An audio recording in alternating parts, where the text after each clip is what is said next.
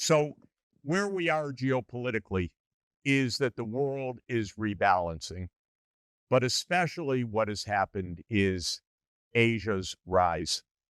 And Asia has many different parts to it. And it's very interesting to attend to the different parts of Asia.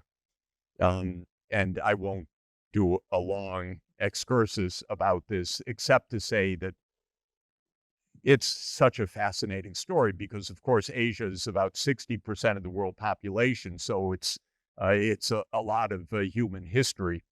But when European imperialism dominated Africa and Asia in the 19th century, one country in Asia uh, escaped colonial rule in either a direct or indirect way. It nearly fell under colonial rule, but escaped it, and that was Japan.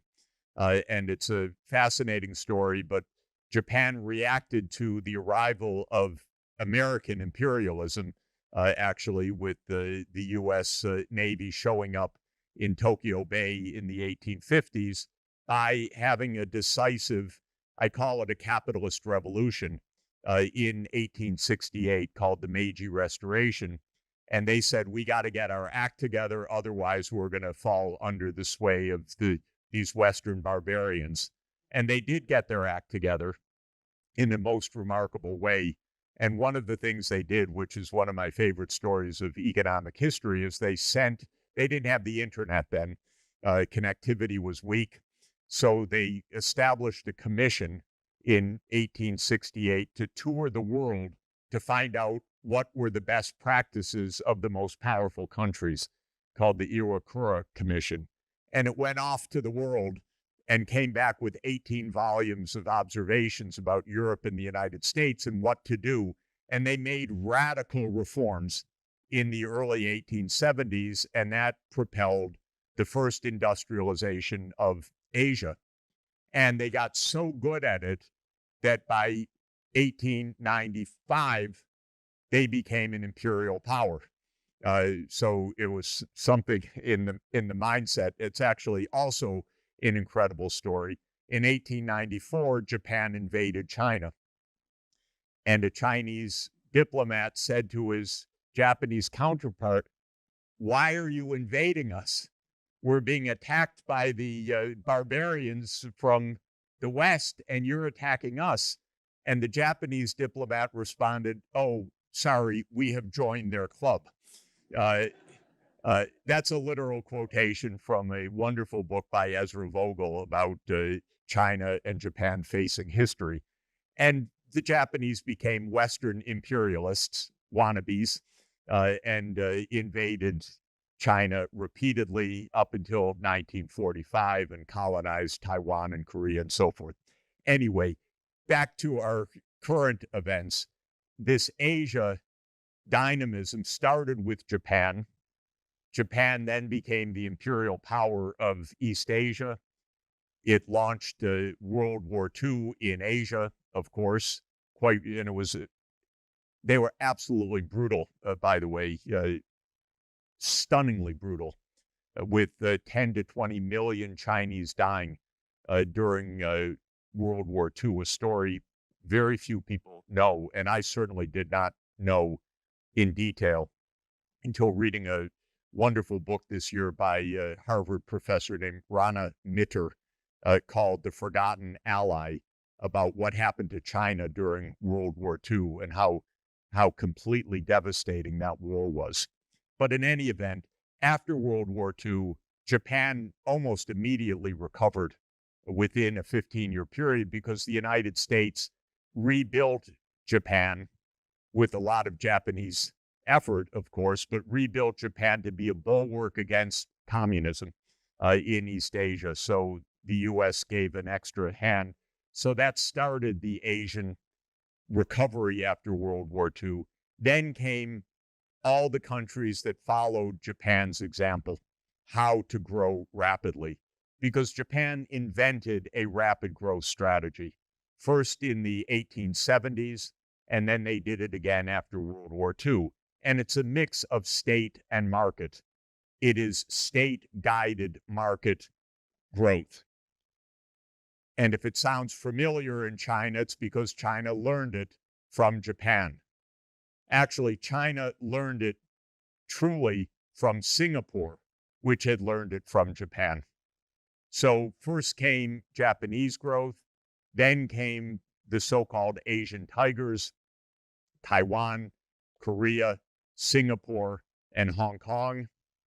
Then Deng Xiaoping came to power in China in 1978, had a long conversation with Lee Kuan Yew when he visited Singapore, and implemented the Singapore model, I would say, which was the Japanese model, and implemented it so well that 1.4 billion people became a high-income, technologically dynamic rival of the United States within a 40-year period. And the next step of this is India, which is about 20 years behind China chronologically in the development. India looked over at China, said, what the hell's going on? We have to reform. And India began its reforms in the 1990s, opening up to the world, ending what they called the license Raj, which was a completely bureaucratic, mixed-up system, opened up to large entrepreneurship, and starting in the early 2000s began rapid economic growth as well. And then two other regions that I would mention in Asia. One is Central Asia, which reached its pinnacle of economic influence in the year 1400, when the Silk Road was the dominant transit between Europe and Asia.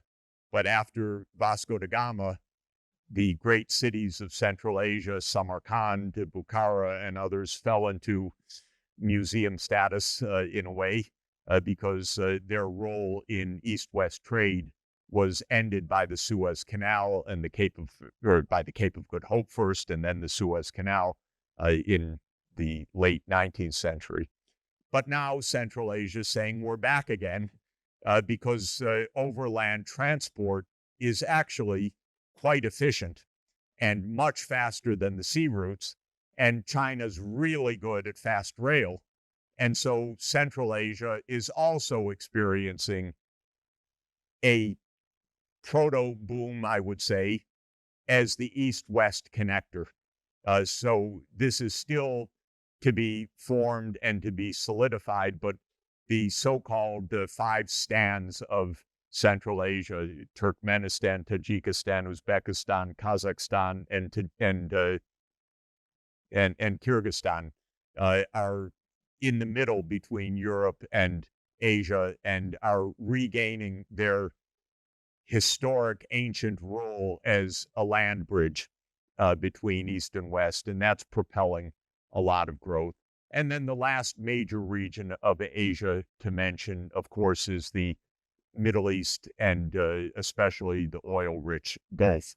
And this is a very rich region facing the quite complex challenge of global energy transformation when the livelihood has been hydrocarbons.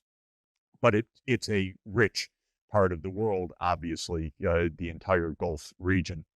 So Asia is in a very dynamic state. It will remain so no matter what the United States does. And in this sense, it's not true to say that globalization has ended or the world is fragmented.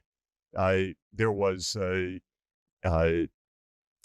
the old saying of the British Empire that there's fog in the Channel, the continent is isolated. That the center of the world was London, and if there was any division, it meant that the rest was isolated. I'd say that's basically the right description today, that the United States is becoming more and more protectionist and isolated and having a tantrum with China especially, but basically a tantrum that the age of U.S. dominance, which lasted about a half a century from 1950 to 2000, is diminishing and disappearing, in fact.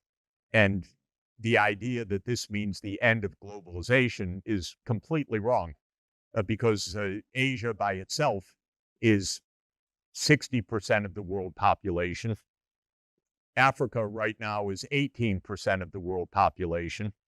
And Africa and Asia are not fragmenting and isolating. Africa is in the process of creating the African Continental Free Trade Area and strengthening its relations with Asia in trade. And so what is fragmenting is the U.S. European role, which was dominant for 2 centuries between 1800 and 2000 and is no longer dominant in the world. So we're going to have a discussion, and I'm going to close by saying the change of geopolitics is real. It comes from a fundamentally good point, which is that Adam Smith's prediction that there would be a rebalancing of the world is coming to be.